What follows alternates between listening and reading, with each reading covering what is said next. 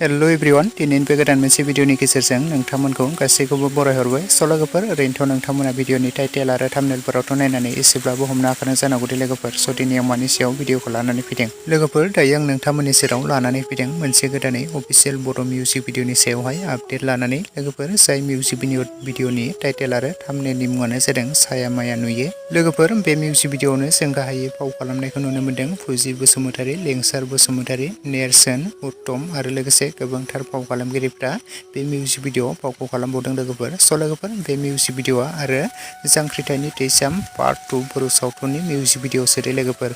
बे फैनो गोनां जांख्रिथायनि थैसाम पार्ट 2 बर' सावथुननि मिउजिक भिडिअखौ दाखालिसो रिलिज खालामनानै होदों। बे मिउजिक भिडिअखौ नोंथांमोना बयबो नायाखैब्ला नायहैब्लानो जाबाय आरडि मसन पिक्चार्स प्रेजेन्ट चेनेलावहाय लोगोफोर। आरो सोर सोर नोंथांमोना बे मिउजिक भिडिअखौ नायखो आरो नायनानै माबोरै मोनखो कमेन्ट सेक्सनाव लिरना फोरमायहरदो लोगोफोर।